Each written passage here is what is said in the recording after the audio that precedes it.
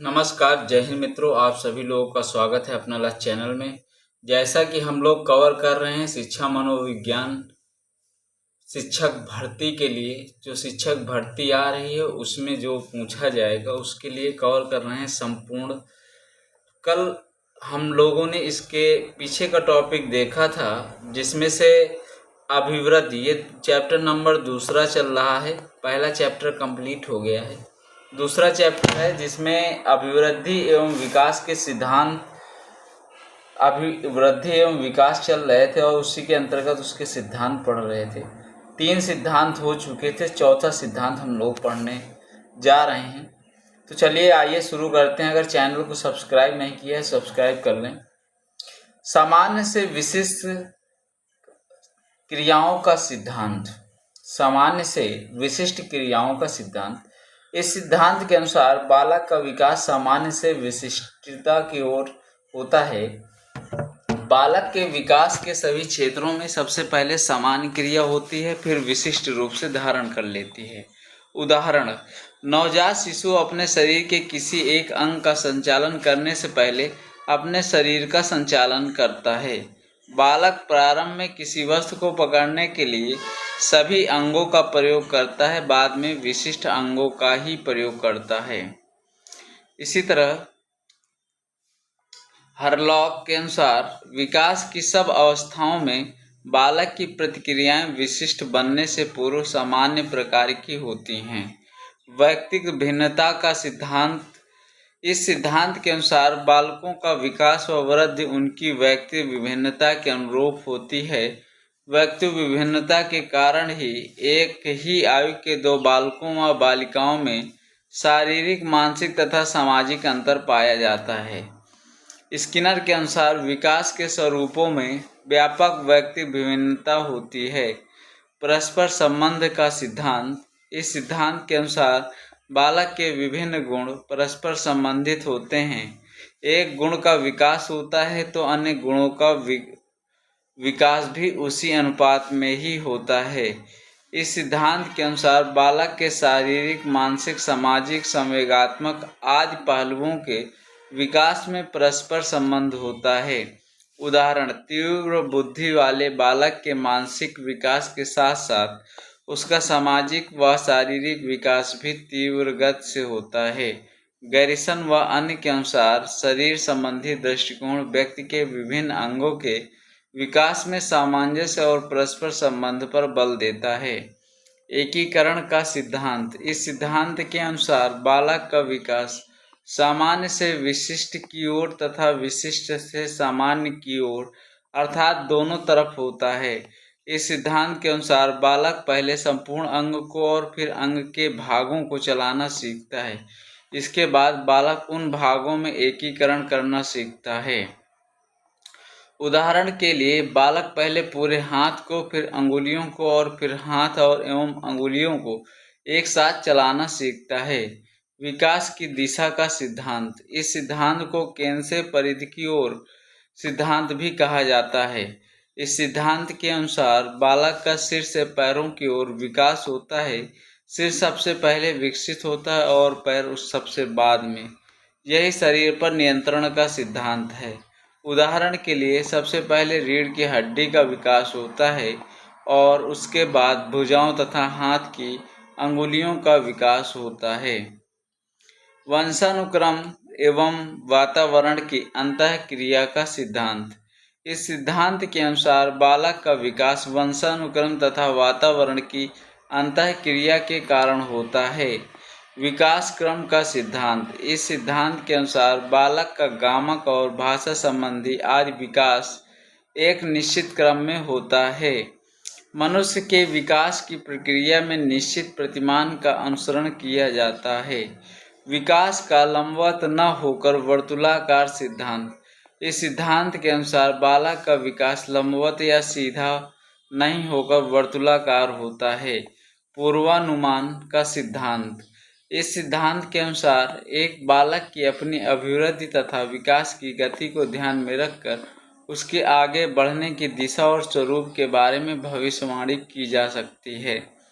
इस सिद्धांत के अनुसार बालक विकास की प्रक्रिया में आत्म मूल्यांकन की अपनी योग्यता व क्षमता का भी उपयोग करता है। संघर्ष का सिद्धांत। इस सिद्धांत के अनुसार बालक के मन में परिपक्वता की ओर विकसित होते समय विरोधी आवेग उत्पन्न होते हैं। बालक परिपक्वता विकसित करने के लिए प्रयास में विरोधी आवेगों के प्रति संघर्ष करता है। बाल विकास को प्रभावित करने वाले कारक। माता पिता पूर्वजों से विरासत में प्राप्त गुणों जैसे शारीरिक, मानसिक तथा व्यवहारात्मक गुण को सामूहिक रूप से वंशानुक्रम कहा जाता है। जीव विज्ञान के अनुसार निषेचित अंडे में उपस्थित समस्त संभाव्य गुणों के योग को वंशानुक्रम कहते हैं। बाल विकास को प्रभावित करने वाले दो कारक, वंशानुक्रम या जैविक कारण, दूसरा है वातावरणीय कारक। भौतिक कारक, पारिवारिक कारक, विद्यालयी वातावरणीय कारक, मनोवैज्ञानिक कारक, सामाजिक वातावरणीय कारक, सांस्कृतिक वातावरणीय कारक। इसके बाद वंशानुक्रम या जैविक कारक। वुडवर्थ के अनुसार वंशानुक्रम में वे सभी बातें समाहित रहती हैं जो जीवन का प्रारंभ करते समय, जन्म के समय नहीं वरन गर्भाधान के समय, जन्म से लगभग 9 माह पूर्व व्यक्ति में उपस्थित थी। पीटरसन के अनुसार कोई व्यक्ति अपने माता पिता के द्वारा अपने पूर्वजों से जो भी प्राप्त करता है उसे वंशानुक्रम के रूप में परिभाषित किया जा सकता है। डगलस या हॉलैंड के अनुसार किसी भी व्यक्ति के वंशानुक्रम में वे सभी संरचनाएं, शारीरिक विशेषताएं, क्रियाएं तथा क्षमताएं सम्मिलित होती हैं जिन्हें वह माता पिता, अन्य पूर्वजों तथा प्रजाति से ग्रहण करता है। रूथ बेनेडिक्ट के अनुसार वंशानुक्रम माता पिता से संतान को प्राप्त होने वाले गुणों का नाम है। रैडक्लिफ ब्राउन के माँ वंशानुक्रम को एक कानूनी अवधारणा मानते हैं। बीएन झा के अनुसार वंशानुक्रम हमारी जन्मजात विशेषताओं का पूर्ण योग है। डिंक मेयर के अनुसार वंशानुक्रम कारक वे जन्मजात विशेषताएं हैं जो बालक में जन्म के समय से ही पाई जाती हैं। प्राणी के विकास में वंशानुगत शक्तियाँ प्रधान तत्व होने के कारण प्राणी के मौलिक स्वभाव और उनके जीवन चक्र की गति को नियंत्रित करती है। मातृ तथा पितृ कोश से निर्मित कोश संयुक्त कोश कहलाता है जिससे शरीर का आरंभ होता है। वंशानुक्रम की रचना। जेम्स ड्रेवर के अनुसार माता पिता की शारीरिक व मानसिक विशेषताओं का संतानों में हस्तांतरण होना वंशानुक्रम है। नर और मादा के संभोग के समय वीर्य के स्खलन होने पर नर के शुक्र कीट स्पर्म मादा की गर्भाशय द्वार पर जाकर टकराते हैं। वीर्य के इन अनगिनत कीटों में कोई कीट संयोगवश मादा के गर्भाशय में स्थित अंडकोश ओवम से अपना संसर्ग स्थापित कर उसे निषेचित फर्टिलाइज कर देता है। इस प्रक्रिया को निषेचन क्रिया कहा जाता है। इसके पश्चात शुक्रकोश और अंडकोश के संयोग से एक संयुक्त कोश का निर्माण होता है जिसे संयुक्त कोश कहते हैं, जाइगोट कहते हैं। इसके साथ ही बच्चे का अस्तित्व प्रकाश में आ जाता है तथा भ्रूण के रूप में उसका विकास होने लगता है। संयुक्त कोश जाइगोट। पुरुष और स्त्री, पुरुष का शुक्राणु स्त्री का अंडाणु जब दोनों मिलते हैं तो जाइगोट संयुक्त कोश में और एक भ्रूण का निर्माण हो जाता है। गुणसूत्र। प्रत्येक कोशिकाओं के नाभिक में धागे के डोरों के समान संरचना पाई जाती है। ये सदैव जोड़ों में पाई जाती है। मानव कोशिका में गुणसूत्रों की संख्या 46 होती है जो 23 जोड़ों में आधा पिता तथा आधा माता के होते हैं। पित्रैक। प्रत्येक गुणसूत्र में छोटे छोटे कीटाणु होते हैं जिनको पित्रैक कहते हैं। एनास्टॉसी के अनुसार पित्रैक वंशानुक्रम की विशेषताओं का वाहक है जो किसी न किसी रूप में सदैव हस्तांतरित होता है। पित्रैक वंशानुक्रम के वास्तविक वाहक होते हैं। इनमें मुख्य रूप से डीएनए तथा आरएनए के जैविक अणु होते हैं। एक माता और पिता के संयोग से गुणसूत्रों का स्थानांतरण एवं संयोग होता है, जिससे जीवन की शुरुआत होती है। एक मानव कोशिका में कुल गुणसूत्र पाए जाते हैं कितने? 46। एक मानव कोशिका में कुल 46 गुणसूत्र पाए जाते हैं। माता के 23 गुण और पिता के 23 गुण टोटल मिला के 46 जो है 46 गुणसूत्र। ठीक है। जनन कोष, अर्धकोष, मातृकोष, जनन कोष, अर्धकोष, मातृकोष, इसी एक कोशिका से हमारा जीवन शुरू होता है। इसके बाद मानव शरीर पर लिंग निर्माण में वंशानुक्रम की भूमिका। माता पिता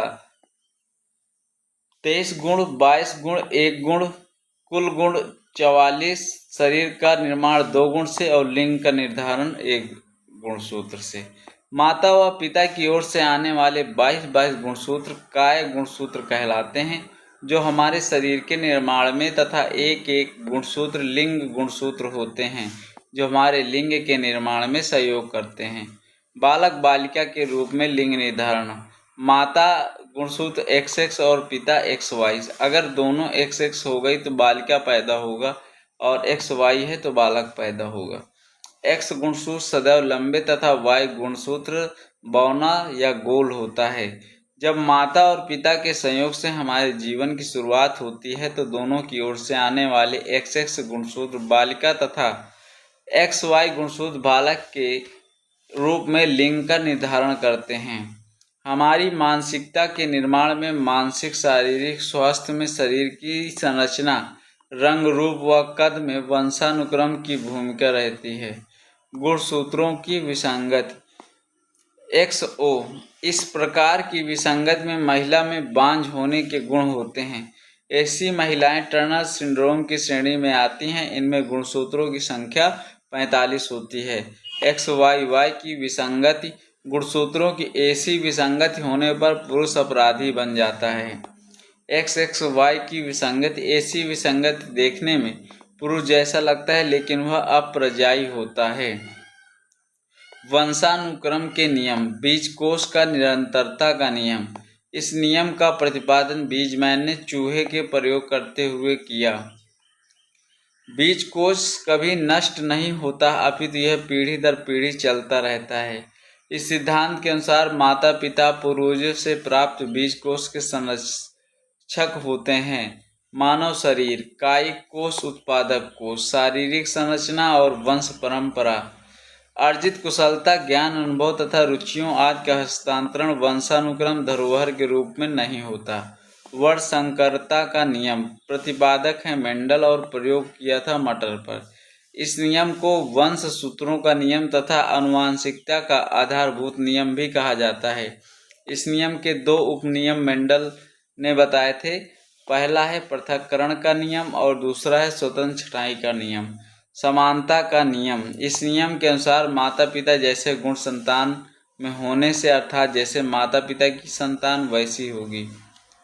उदाहरण, बुद्धिमान या मूर्ख माता पिता तो उनकी संतान भी कैसी होगी?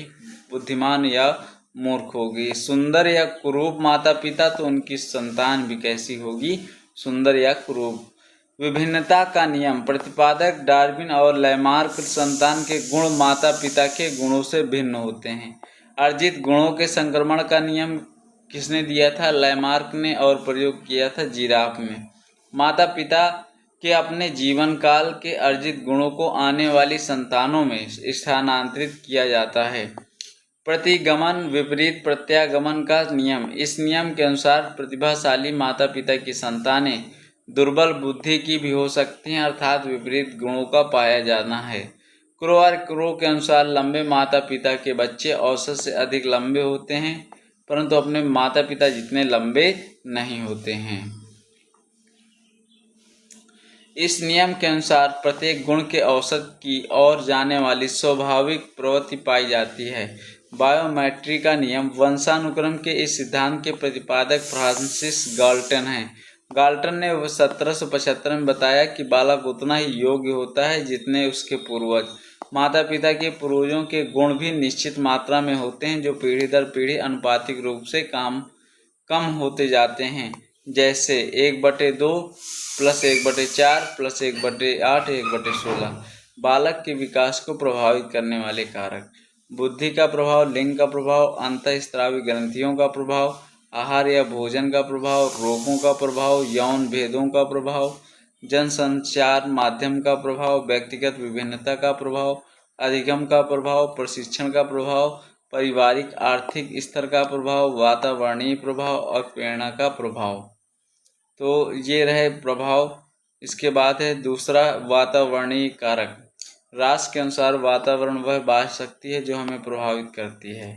बोरिंग, लैंगफील्डर के तथा विल्ड के अनुसार एक व्यक्ति के वातावरण से तात्पर्य उन सभी उत्तेजनाओं के योग से है जिनको वह जन्म से मृत्यु तक ग्रहण करता है। वुडवर्थ के अनुसार वातावरण में वे समस्त बाह्य तत्व आ जाते हैं जिन्होंने जीवन प्रारंभ करने के समय से व्यक्ति को प्रभावित किया हो। वातावरणीय का विस्तार असीमित है। इसके अंतर्गत वे सभी परिस्थितियां आ जाती हैं जो प्राणी को प्रत्यक्ष या अप्रत्यक्ष रूप से प्रभावित करती हैं या कर सकती हैं। कौन कौन से? पहला, भौतिक कारक। किसी भी स्थान की प्रकृति एवं जलवायु का प्रभाव वहां के निवासियों पर पड़ता है। जैसे ठंडी जलवायु वाले देशों के व्यक्ति अधिक परिश्रमी होते हैं। पारिवारिक कारक। परिवार में स्थान या जन्मक्रम। पोषण। माता पिता का कठोर व पक्षपातपूर्ण व्यवहार। माता पिता की अत्यधिक ममता। माता पिता का संतान के प्रति उच्च आकांक्षी होना। माता पिता का असंतोष वैवाहिक जीवन। विद्यालय वातावरणीय कारक। अनुचित पाठ्यक्रम, दोषपूर्ण शिक्षण विधि तथा दोषपूर्ण परीक्षा प्रणाली। पर्याप्त सुविधाओं का अभाव। अध्यापकों द्वारा छात्रों की निंदा करना। मनोवैज्ञानिक कारण। रुचि, आदत, महत्वाकांक्षा, निर्देशन, परामर्श तथा मानसिक आघात।